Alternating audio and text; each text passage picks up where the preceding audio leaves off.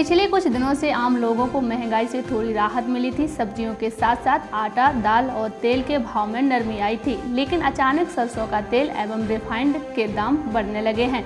सिर्फ 2 दिनों में प्रति लीटर 5 रुपए तक की बढ़ोतरी दर्ज की गई है। ब्रांडेड सरसों का तेल 142 तो रिफाइंड 135 रुपए लीटर बिक रहा है।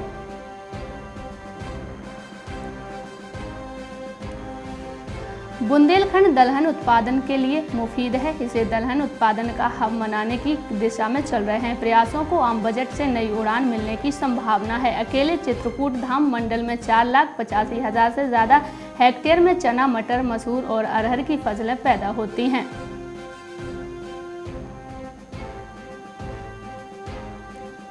उत्तर प्रदेश के औरैया में शासन की तरफ से गेहूं खरीद की तैयारियां शुरू हो गई हैं। जिले में इसके लिए अधिकारियों की नियुक्ति की जा रही है। इसको लेकर डीएम ने अनुमोदन मांगा गया था, जो विभाग को प्राप्त हो गया है। गेहूं का समर्थन मूल्य 1975 रुपये प्रति क्विंटल घोषित किया गया है, ताकि किसानों को फायदा मिल सके।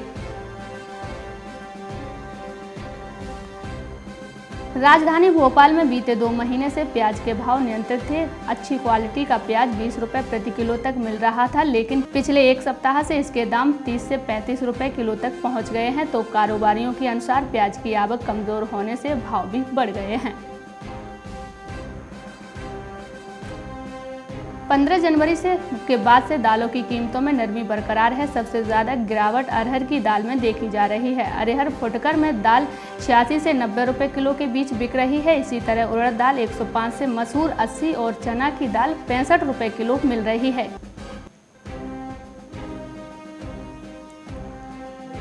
आलू की कच्ची फसल की बम्पर पैदावार के बीच कई दिनों से कोहरे और तापमान में गिरावट ने किसानों की मुसीबत बढ़ा दी है। काफी दिन से न्यूनतम तापमान 10 डिग्री सेल्सियस से नीचे है। इससे आलू की पिछेती फसल में झुलसा का प्रकोप बढ़ रहा है। ऐसे में किसान फसल में पानी भी नहीं लगा रहा है। मानना है कि पानी लगाने पर नमी बढ़ते ही झुलसा फसल को पूरी तरह से आकोश में ले लेगा।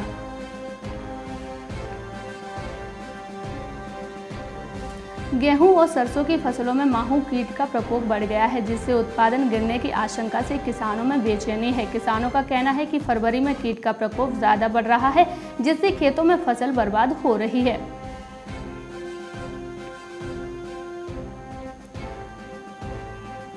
कटाई से पहले लहसुन में नमी बीमारी शुरू हो गई है और किसानों के खेतों में लगी लहसुन फसल पीली पड़ने लगी है। इससे किसानों की चिंता और फिर बढ़ने लगी है। ऐसे में उत्पादन पर असर होगा, जिससे इस बार लहसुन का उत्पादन कम हो सकता है।